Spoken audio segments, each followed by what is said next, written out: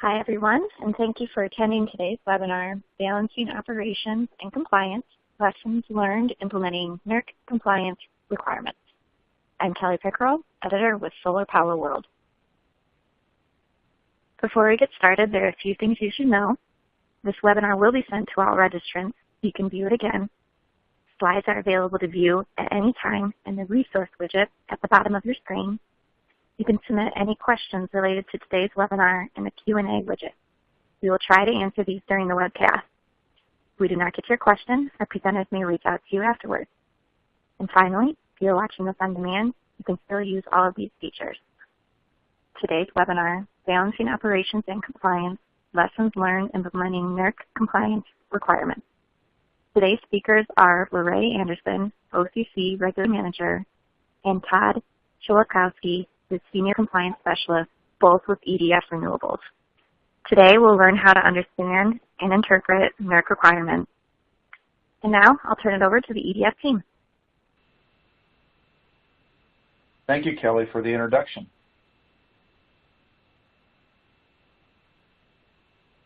The EDF Renewables Asset Optimization Group is the leading provider of O&M and asset management services, with 14 gigawatts under contract worldwide. We bring lessons learned, new services, and upgrade opportunities from around the world to our North American fleet.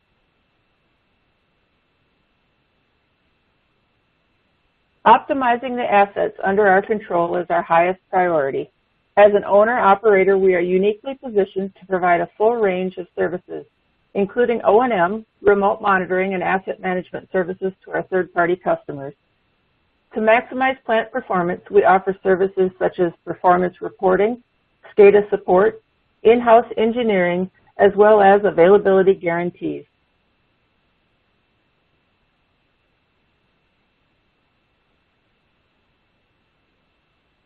If you find your compliance staff stretched a little thin, and as a short plug for our compliance team, we provide the 693 and CIP compliance services for all of our registered entities and numerous third-party plants.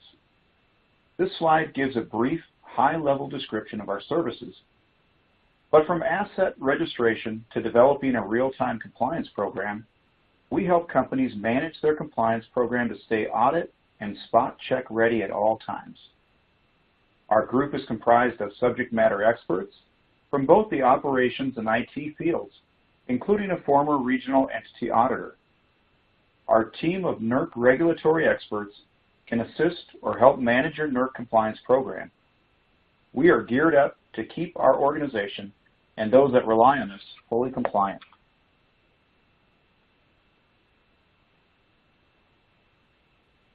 The focus of today's webinar is balancing operations and compliance while implementing the requirements of NERC standards.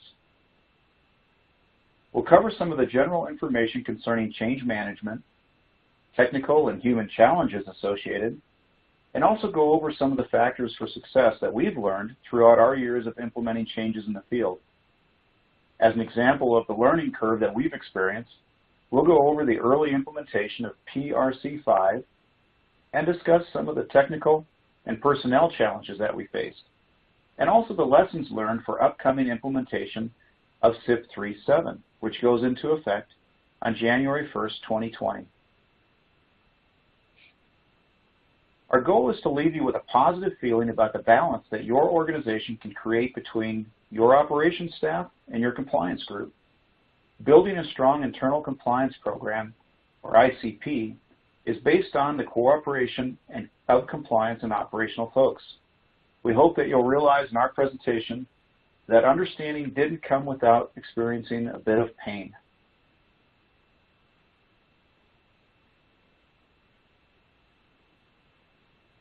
Let's start with the human barriers associated with working through change management. They usually fall into three broad categories: emotional challenges, communication challenges, and execution challenges. The barriers listed on the slide on the left side are the result of challenges in one or more of the three broad categories. Change triggers a variety of emotions in people: excitement for some, but uncertainty, frustration, and even anger for others. Negative emotional concerns about change range from resentment to fear of job loss to active resistance. Good communication with your employees, your vendors, and customers throughout the process is essential, not just at key milestones. Without it, expect to see pockets of speculation, mistrust, even rumors. But even well-planned changes can have glitches. But execution challenges can also be self-inflicted. Leadership may not be fully engaged, or the framework that's needed to support new requirements may fail to materialize. Many compliance and operational managers and leaders create the architecture or framework of change. They even get off to a good start, but then watch as things slow down and employees start pushing back. Or even worse, the work is simply not done. Lorraine, please go over some of the technical barriers to change management. Thanks, Todd. Everybody talks about managing change and change management in compliance because that's what we do. We continually try to improve, become more efficient, and meet compliance requirements while minimizing disruptions and costs. Another way of saying this is that we are trying to keep things under control, ensure that we have adequate resources for the work that we have, get the job done in a reasonable amount of time, and keep the costs from going over budget. There's nothing new here. But when we talk about implementing changes regarding NERC compliance, the equation changes. Interpretation of what's required plays a major role. How we meet those requirements and who will do the work is another issue. When is the effective date? And there's very little flexibility on this factor. And what will this cost the organization, and how do we determine this cost?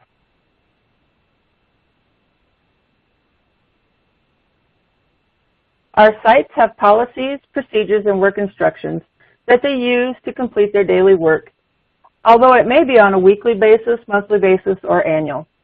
From the operational perspective, it's our job to keep the plant running. We know what we need to do on a regular basis to keep the owner happy, the off-taker happy, the transmission operator happy, and of course our bosses. You know what I mean, right? Implementing new NERC requirements on the site level is complicated. By the way, NERC is a four-letter word to many people in operations, and maybe for good reason. Try to avoid the scenario that you have to do this because NERC said so. But implementing NERC requirements doesn't have to be difficult. Before NERC, many operations used best business practices to accomplish the same goals, safe and reliable operation.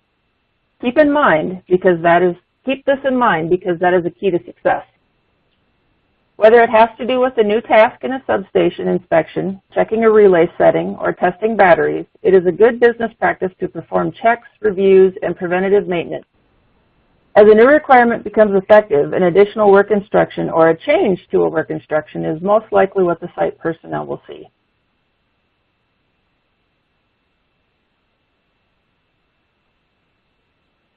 There are many things to consider when trying to successfully implement a change.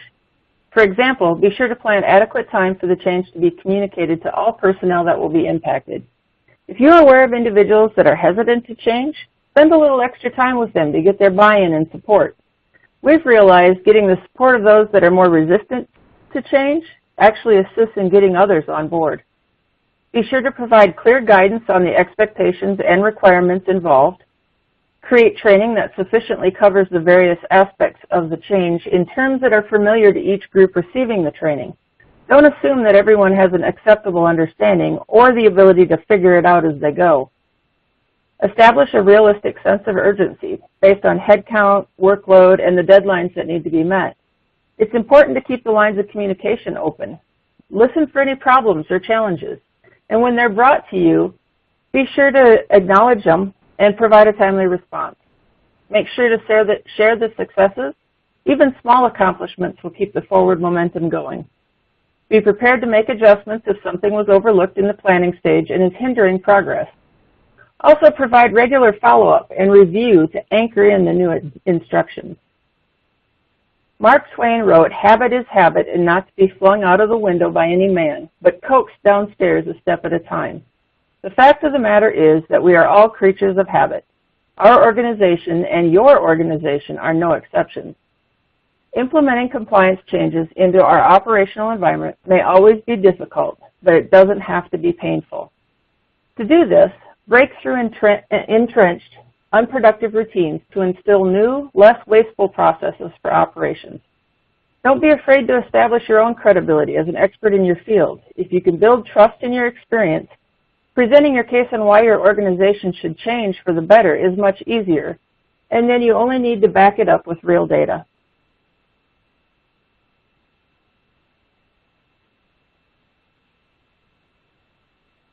Thanks, Lorraine. I'll tackle some of the soft skills in change management now, referring to human factors. It's naive to just hope that the operational personnel will accept and implement your changes. Develop your implementation plan around the human aspects. Often, there's not enough understanding about the change itself and poor alignment behind it.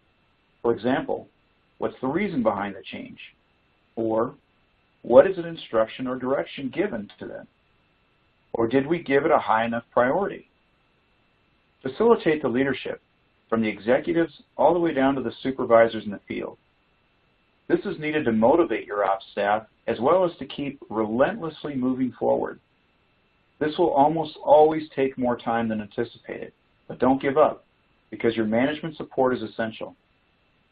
It also includes the role of accountability, consequences, and managing the changes from a clear beginning to ongoing reviews or spot checks. Anticipate the human nature aspects, the people issues, barriers to change. This could be habitual problems that lead to slow or low engagement, poor morale, a slow return to the old ways, or even some folks taking the let's just sit it out and wait until this blows over mindset.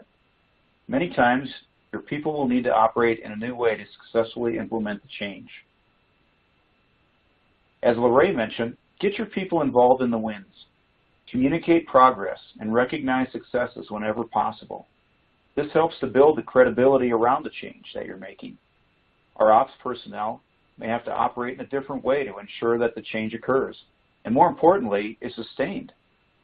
Another thing to keep in mind with this is that your communication with the field personnel increases the pace of change and gains commitment to the new way of doing things.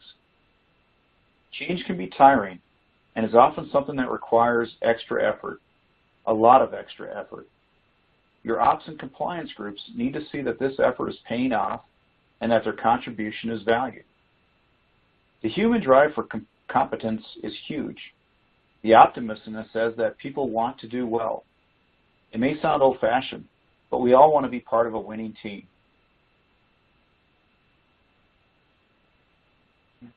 Let's take a minute to see what Dilbert can add to this presentation.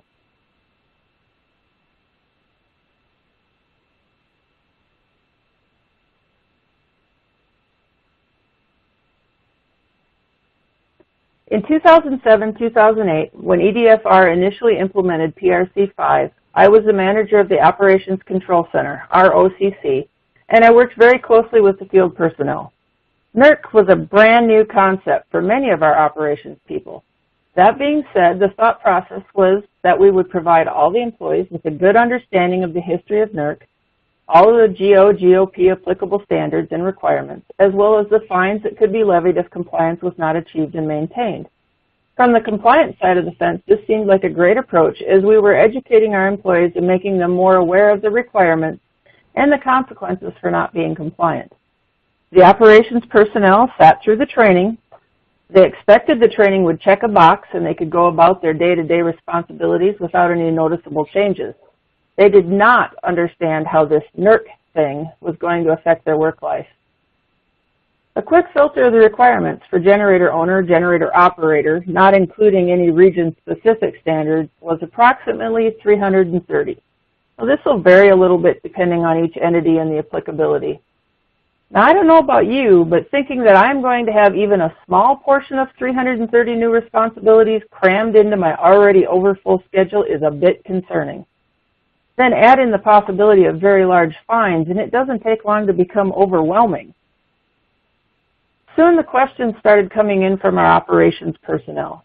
Do you really expect us to be able to get all of these requirements done? Can't you see we're already busy enough? Exactly how did these requirements improve our project's operations and performance? Our job is to keep the project operating at or above expectations and under budget. Your job is compliance. You handle it. Yeah, we'll put this on our list of things to do when we have time. And you can interpret that one as not a chance we'll be looking at these things once you walk out that door. The amount of pushback from operations personnel became a huge problem. The way the NERC requirements were explained, there wasn't a clear tie to how many or which requirements would add tasks to their day. They had good reason for their concern. This was something they thought was going to be impossible to accomplish, especially without adding more headcount, which was simply not in the project's budget.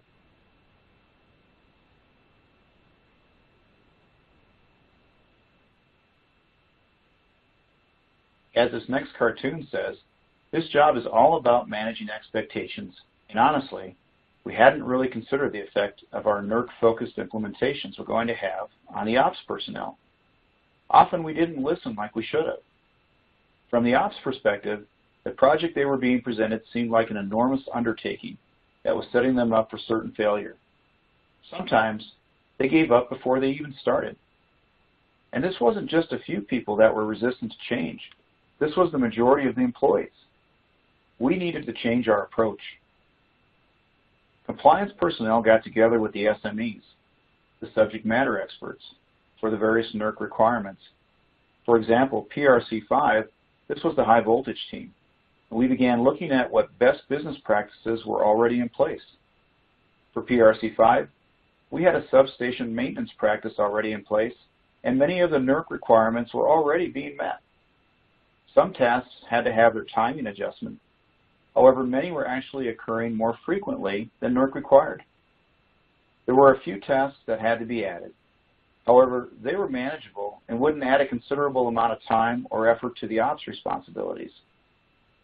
Once the evaluation was completed, the project was adjusted, and it no longer was simply a NERC compliance project. The focus was moved to completing and documenting their daily job responsibilities, and in that process, NERC compliance was going to be met.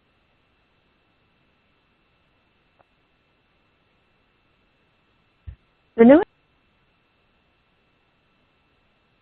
new implementation plan was focused on what operations personnel were hired to do, maintain and operate the project. The work instructions and checklists were updated, and the specific standards and requirements were removed. We didn't want the operations personnel to be focused on which tasks were NERC required and have the feeling that the other tasks were in any way less important.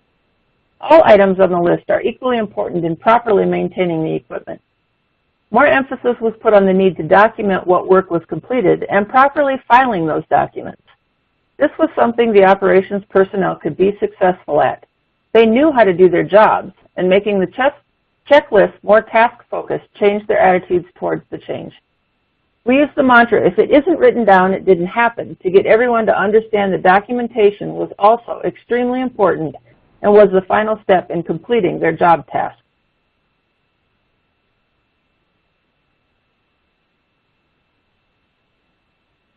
PRC 5 version 1 was first implemented in 2007, and in NERC's 2009 analysis of most frequently violated standards, PRC 5 was reported as one of the most frequently violated. In 2011, it was number 1 for NERC and WEC. We aren't here to air our dirty laundry, throw people under the bus, or invite an audit or spot check, but I don't believe that we were the only entity struggling with this implementation. I'll share some of our lessons learned from that period. Effective implementation of standards uses a participatory and consultative approach to working with stakeholders, and especially with the field personnel. 2 points here. 1 is to identify the right stakeholders, and 2, be sure to include those partners in the decision-making and preparation stages. Do not simply implement new guidelines or work instructions and expect them to be successful. As we work with our field personnel, listen, then consult, guide, or instruct. Don't underestimate our site personnel's need to understand how a solution works. Our site personnel need visibility to see both what we need accomplished and why it is that we need to do it. Listen to them for possible hurdles to the implementation. Don't discount the project by glossing over the details with our people. Without being a part of and understanding the planning and decision-making path, our people are more likely to lose confidence and reject the result. Assume that there will be some resistance, hopefully minimal, but get to know your site personnel, and if there is anticipated resistance, try to incorporate them in the change process. We all know of a strong personality in the field. Try to work with them early to ensure they are advocates of the implementation. Long implementations are a recipe for disaster. You can expect management or personnel changes certainly within a 2-year time frame. Employ a phased-in approach. If the implementation project will take many months, perhaps break it up into 2 or 3 manageable phases. The key to managing duration is understanding, from start to finish, the scope, expectation, and required result. Going live doesn't equal success.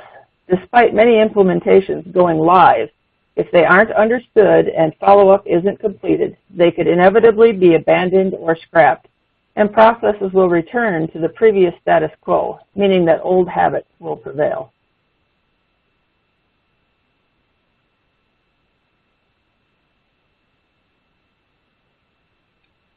Okay, let's bring us back to the present and a new implementation. Now, this may not be an operations and performance standard, an OMP standard, but it'll affect our ops personnel on sites. In April of this year, FERC issued Order 843 approving the adoption and implementation of CIP-3-7. In summary, CIP-3-7 incorporates the following changes to CIP-3-6. Now, I'm going to get a bit technical for a moment, but please bear with me and feel free to ask questions in the Q&A section of our presentation. The new CIP-3-7 modifies Attachment 1, Sections 2 and 3, to remove references to NERC and LEAP. Now, NERC refers to low-impact external routable connectivity, and a LEAP is a low-impact BES cyber system electronic access control point.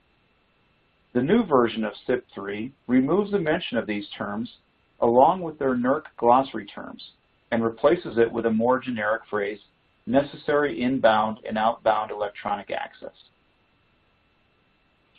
The next item is a delay. We welcome that change in delaying the implementation of physical security and electronic access control requirements, which was originally due September 1st of this year and delayed to January 1st of 2020. This also added a section to Attachment 1 covering transient cyber assets, or TCAs, and removable media.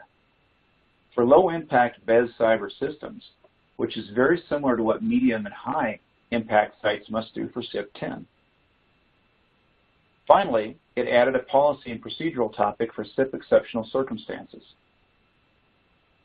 Each of these items affect our sites and directly or indirectly affect our ops personnel. Understanding the inbound and outbound network connections and the appropriate electronic access controls for our sites is always a part of good security awareness. The next item, physical security, was an aspect of CIP-3 for the sites that has a direct influence on our sites. As an example, implementing appropriate key management plans or controlling access for subcontractors and third-party vendors is difficult, but it's an essential factor for the physical security control of the plant. Another physical security strategy are the security tools such as motion sensing devices, cameras, and electronic badge readers, and they require constant effort for our site personnel and may not be considered by them to be their real job of keeping the generation going at the plant. But if they are a part of your physical security plan and the company's policy, then they are required and auditable. Even if these aspects have only been best practices for our industry up to this point, the policy and plan are now a requirement for our field and ops personnel. In addition, add the new requirements of controlling transient cyber assets and removable media. What are those, you ask? Well, transient cyber assets, or TCAs, and removable media are those devices connected temporarily.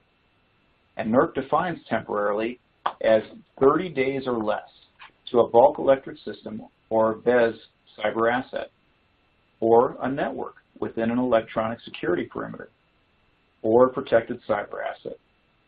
Examples for TCAs are laptops, tablets, even smartphones, diagnostic test equipment like O-scopes, and packet sniffers. Examples for removable media are floppy disks and compact disks, if anyone still uses them out there, USB thumb drives, external hard drives, and flash memory cards or drives. The requirements and guidance from NERC are really quite detailed on how to control these devices, and it applies to both owned devices and any devices brought into the environment by contractors, OEMs, or other third-party vendors. If it will be connected in any way to the BES cyber assets, or a protected cyber asset, or added to your control network in any way, there's work to be done. So if you have a third-party contractor coming in to do your Mod 26 testing, and they bring a laptop with them expecting to connect it to a BES cyber asset, it will apply to this requirement. Or if the OEM is coming in to do some troubleshooting or apply updates to the SCADA system, and they need to connect with their laptop, or the software update comes in the form of a CD or a memory stick, the requirements of CIP 3 will apply. This change will definitely affect our field personnel, and we have about 1.5 years to implement these changes. Lorraine, let's talk for a moment on implementing transient cyber assets in the field as an example. Future implementation starts with the process that we've been discussing, balancing operations and compliance while keeping in mind the human factors. We need to give field personnel ample notice that there are changes on their way. Communicate the change and try to get the field involved. Perhaps give the site a survey to identify what's currently being used in the field. That means getting the field personnel in sync with what the changes mean and what is on their site. Once again, no surprises. Let them help you determine certain aspects of the implementation and make them part of the process. This will help to avoid the instinct that some have to resist the change. When it comes to clear guidance and training, identify the required baselines. Your company business practices may not meet the minimum action to meet NERC requirements, or they may be above them based on industry best practice standards. Be clear, because not every change is a NERC requirement that gets implemented in the field. Train, train, train. Make sure that your site personnel understand their responsibilities. You want to start early to ensure that managers and other stakeholders understand the upcoming changes and ensure that you have their support. If there will be a cost, which there normally is, then get moving on that process. The training needs to be clear and thorough and get it to the right people. Remember that it's natural to encounter some resistance. Try to identify it early and develop strategies to overcome it. Establish a realistic sense of urgency. Implementing the new CIP 3.7 changes cannot wait until the last moment because there are too many people involved and too many moving pieces. OT, IT, compliance have to work together to develop a plan. They must ensure that policies and procedures are developed early. Training for site personnel is imperative. For EDFR, we have over 30 sites to cover in this endeavor. Communicate and listen. Keep the field involved as the project progresses, and continue to get their input, because their input may help to solve some of the problems. Throughout the implementation project, find ways to measure the progress and communicate the successes. As the training and implementation occurs, make a purposeful effort to follow up and ensure that everyone is understanding the instructions, including the OEMs, third-party vendors, and subs. Make sure that you anchor in the new change.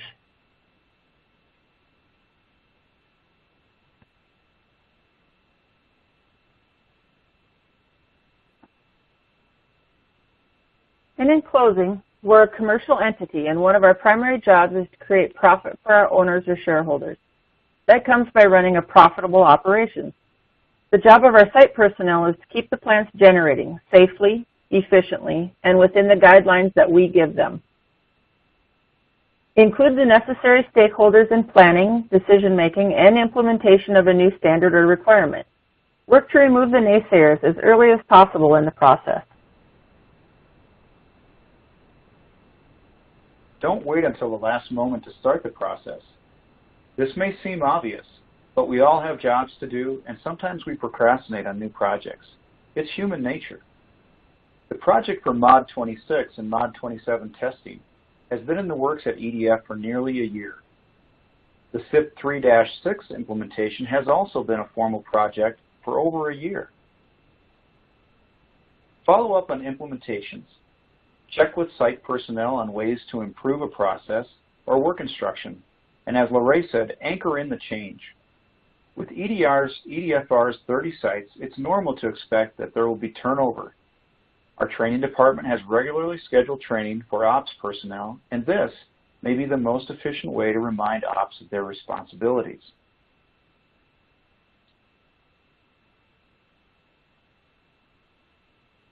Thanks for your time and attention.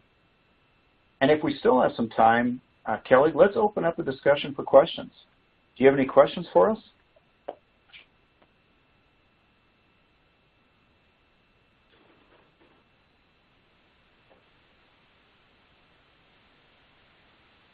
Okay. Yeah, we have a few questions for you guys. The first one we have is, do you use this process for the implementation of every change to a requirement? Yes, we definitely start with the process, but we're flexible and understand that the process is based on scope. So we may not implement every part of the process, but we definitely start with it. This will be the case for any future requirements also, anything that comes at us. For example, any change that may impact operations, we get our Operational Control Center, or OCC, involved really early in the process so that we can hear from them and make sure that they're aware and can definitely evaluate how the changes may affect them in the future. Okay, perfect. And remember, everyone in attendance, you can submit your questions at the bottom of your screen in the Q&A widget. So our next question, how do you deal with a naysayer or someone that is resistant to change? Well, being a mom, I'm going to give you the typical mom answer, the "'cause I said so," and then I'm going to tell you that that doesn't work. Really, if you know someone in the organization who is really resistant to change, and they're a very strong player in the organization, although your first thought would be to get rid of them, that isn't usually the correct step to take. If you spend a little time with them, you know, find out what their concerns are, find out why they are putting up a fight, and you can address them and get them to buy into the change and want to assist you.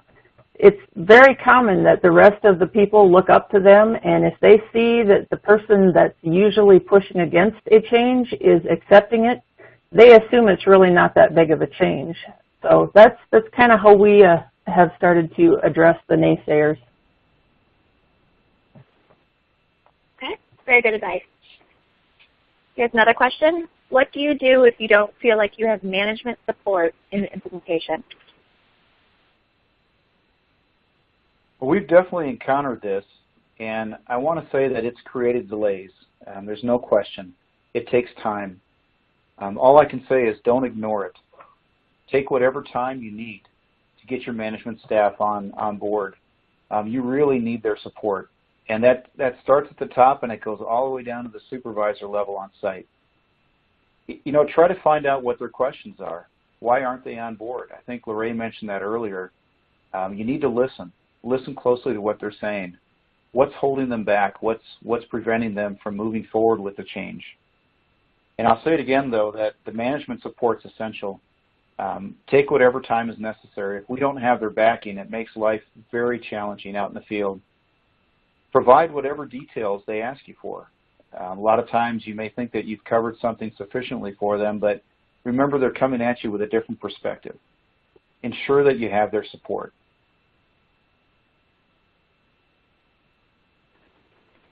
Perfect, okay. Here's another question. What do you do to anchor in the new processes? Well, it's pretty often they say that it takes 3 times of hearing something before you are going to remember it. So we do a lot of repeating. we do a lot of getting everyone involved and going through things more than once so that they can get a hold of it. And then we go back on regular basis and check to see if things are still being followed, if there are any issues that we need to tweak or we need to adjust. But it's basically we spend the time going over things and we check back when problems are brought up. We make sure that we address them. We come back with a timely response so that they don't think that we're just blowing them off.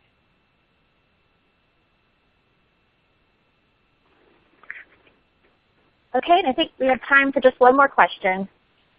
What are you going to do if you get pushback from the contractors or OEM vendors on the CIP 003 implementation of network controls or TCA? Well, this one's been interesting, and let's address it two different ways, especially since the original effectivity date of CIP 3-6 was September 1st of this year, of 2018. So thank goodness for the reprieve, but I think we were ready. And that part of it only involved the physical security and electronic access controls. So we were working through the phases of that plan for, as I mentioned before, 30 sites. This was difficult, and there was no doubt that we were getting pushback from some of the OEM vendors. And I have to say some of them were better than others. For the upcoming implementation of network control specifically, we engaged those parties early. We talked to GE, we talked to Vestas and Senvion and Siemens. Those OEMs were very important to us, and they were part of the control network. Some have been very responsive and very supportive of the changes, and for others, not so much. So we've really had to work up some creative networking solutions that didn't directly impact the OEMs, or at least for now. On TCAs, Lorraine may have a little more experience with this since she ran the Operational Control Center, and CIP 10 is very close to what we're talking about with the transient cyber assets.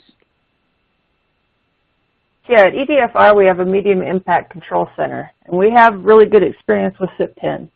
So many of our policies are already in place, and we hope to just adapt the policies and procedures to meet the requirements in the field.